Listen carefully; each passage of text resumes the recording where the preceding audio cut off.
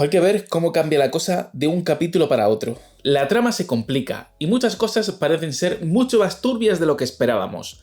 Es más, es posible que ya estemos ante la primera muerte de la serie, sin contar con el prólogo, vamos. Incluso varios detalles que vimos en el anterior capítulo, junto con otros nuevos que hemos visto en este, me hacen pensar en una teoría muy turbia sobre Sureta y su madre. ¿Y si Sureta no es quien pensábamos que era? Pero antes de ver esta teoría con fundamentos y pruebas, ¿qué os parece si antes analizamos todo lo que vemos en el capítulo número 6? El capítulo comienza continuando la conversación que vimos en el anterior capítulo entre Lady Próspera y una antigua compañera del Instituto Vanadis que ahora sabemos que se llama Belmeria Whiston. Y de estas 4 frases que se lanzan como cuchillos la una a la otra, podemos sacar que Lady Próspera sabe que gracias a esta mujer Pale está desarrollando Gundams. También sabe lo que es Elan y de qué manera está mejorando Pale su tecnología de los Gundam, mejorando el piloto en vez de la máquina. Quizás porque Lady Próspera esté haciendo lo mismo. Y ojo, porque el dato más importante de toda esta charla es cuando Belmeria le recrimina a Lady Próspera que es inútil vengarse de algo que pasó hace 21 años.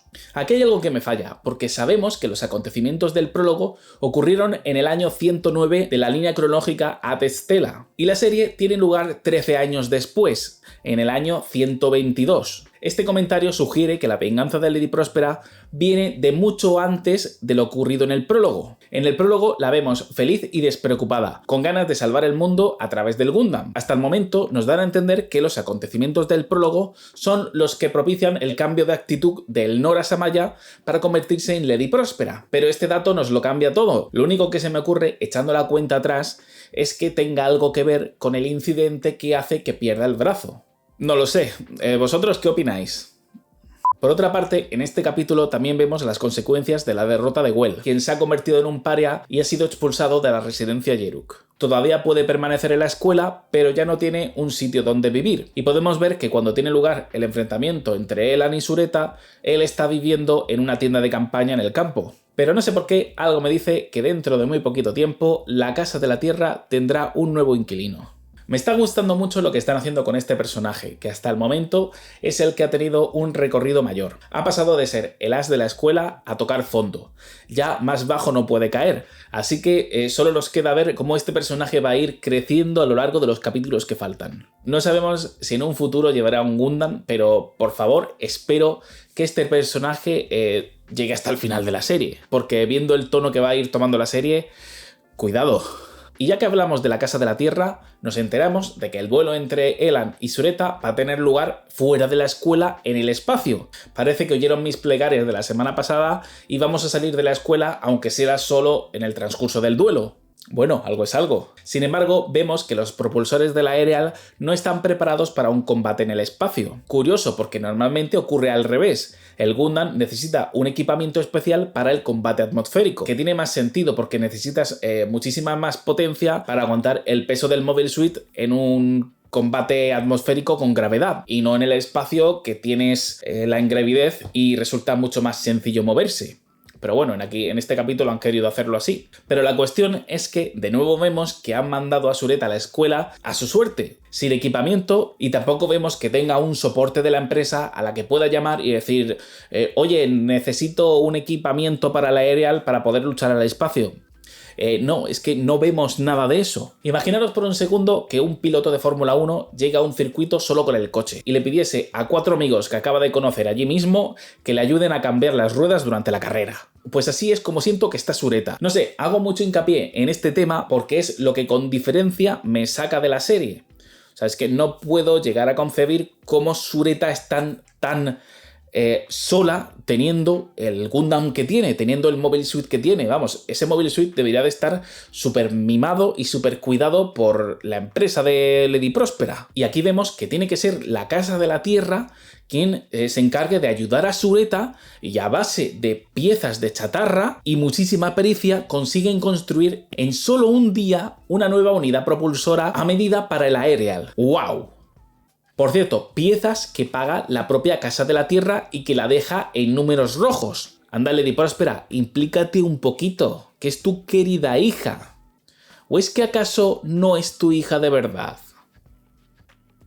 Bueno, el caso es que ahora viene la primera gran revelación de este capítulo, y es que descubrimos que Elan no es el auténtico Elan.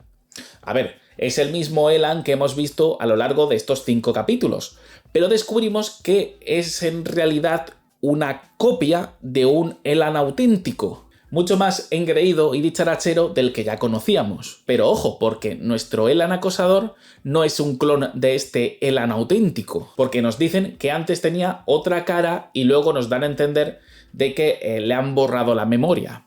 En el anterior capítulo, Elan da a entender de que es un humano creado artificialmente, por eso hablábamos de un Cyber-Newtype.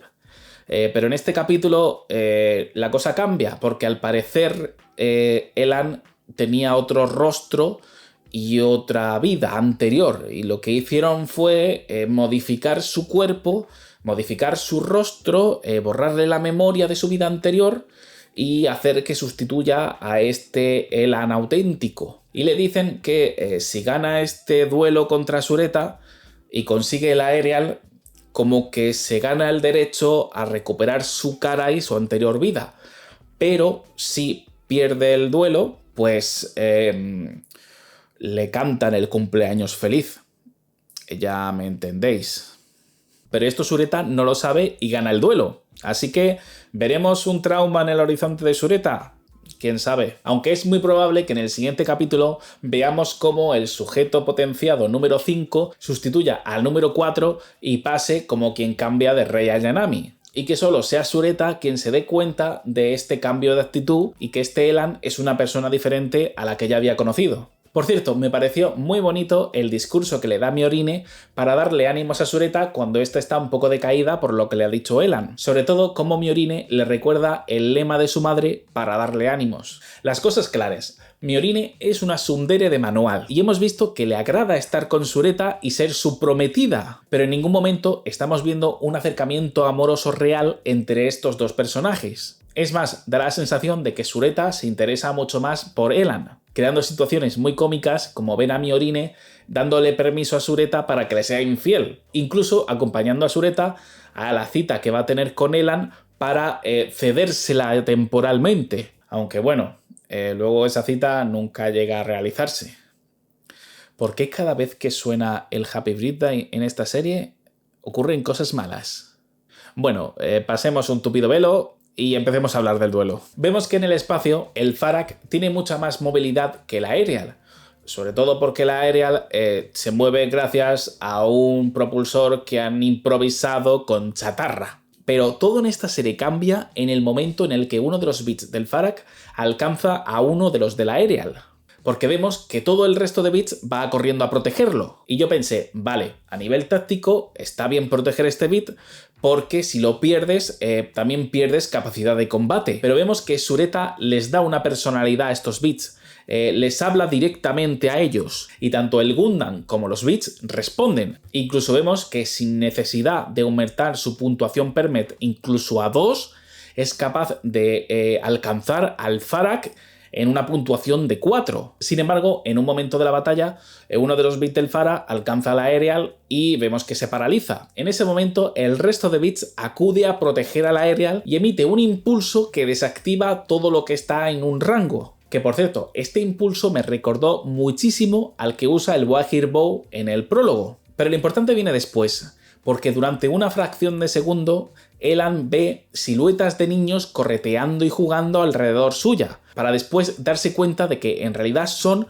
los funnels del Aerial que están dando vueltas alrededor suya preparándose para atacar, y que al final acaban desmembrando y destrozando el Farak en una escena totalmente desgarradora. Pero las alucinaciones, o en realidad ver mucho más de lo que en realidad hay, es una característica muy común de los Newtype, o en este caso de los Cyber-Newtypes. Y el hecho de que vea niños correteando alrededor suya lo cambia todo y le da un halo de misterio al Aerial que lo hace todavía aún más interesante de lo que era. La novelización nos da a entender de que el Aerial tiene su propia conciencia, pero ¿y si cada uno de los funnels también tuviera su propia conciencia? Lo que nos lleva a pensar, ¿de dónde salen estas conciencias? ¿Y por qué los representan como si fueran niños? En muy poco tiempo han aparecido un montón de teorías al respecto, como por ejemplo que todas estas conciencias son en realidad los niños de Mercurio que Lady Próspera capturó y metió sus conciencias dentro de los funnels para su gran plan de venganza malévolo.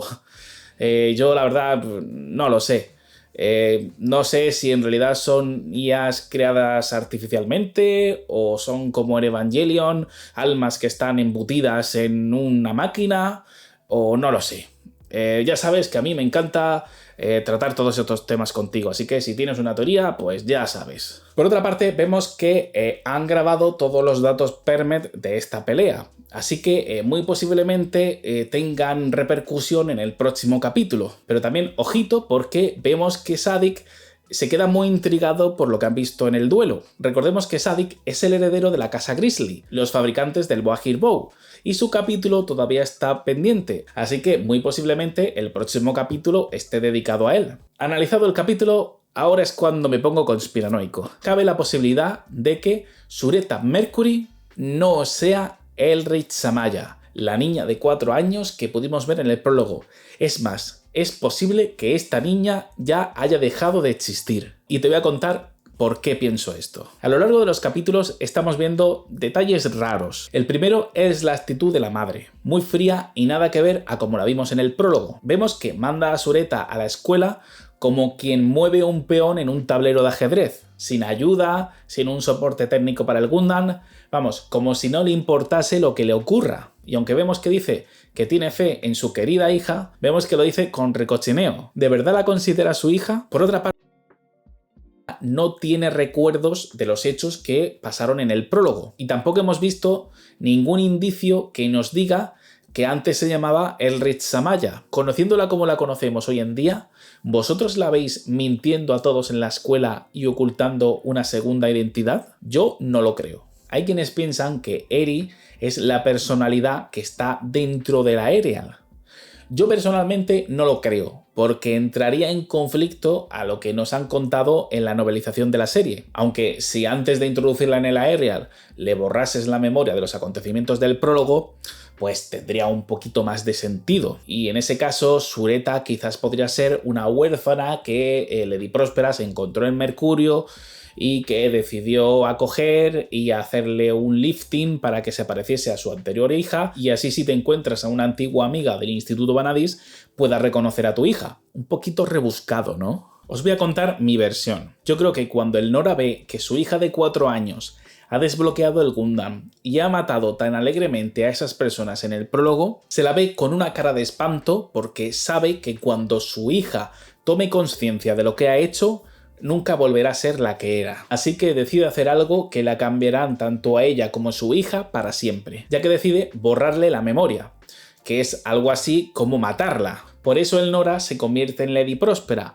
una persona obsesionada por la venganza, y por eso ya no trata a Sureta como si fuese su hija, porque su hija, Elrich Samaya, está muerta. Sin embargo, el comentario de Belmeria, ese que dice que es inútil vengarse de algo que pasó hace 21 años, es lo único que no cuadraría en esta historia de venganza. Muchos me habéis preguntado si este comentario confirmaría que Sureta es un clon, pero esto no tendría sentido, porque si echamos cálculo de los años, 21 años en el pasado serían 8 años antes del prólogo y 4 antes de que naciese Sureta, o Elrich, según como quieras llamarla. Así que, sea lo que se refiere, no creo que tenga nada que ver con Sureta, a no ser que se esté refiriendo a que Sureta es en realidad un clon del Nora. No lo sé, puede ser. Muchos me estáis dejando en los comentarios teorías muy interesantes, como por ejemplo que el permet azul que le vemos a Elrich en el prólogo sería la que la confirmaría como una new type, ya que es diferente al rojo que tienen el resto de mortales. O por ejemplo que la IA de la Aerial sería la que compartiría la carga de información con Sureta de la misma manera que podemos ver en las películas de Pacific Rim, donde 2 pilotos compartían la carga de datos de manejar un mecha gigante. Así que os animo a que sigáis escribiendo todas vuestras teorías y detalles abajo en los comentarios, para que así entre todos podamos seguir debatiendo la serie. Y si os gustan mis análisis, os pediría que le dieseis un fuerte like a este vídeo para apoyar mi contenido. Y ya que estáis, os suscribáis si no lo habéis hecho ya, porque en este canal vais a descubrir un montón de vídeos que os van a interesar, como por ejemplo estos dos de aquí. A mí ya no me queda nada más que decir hasta la semana que viene, así que nos vemos. ¡Chao!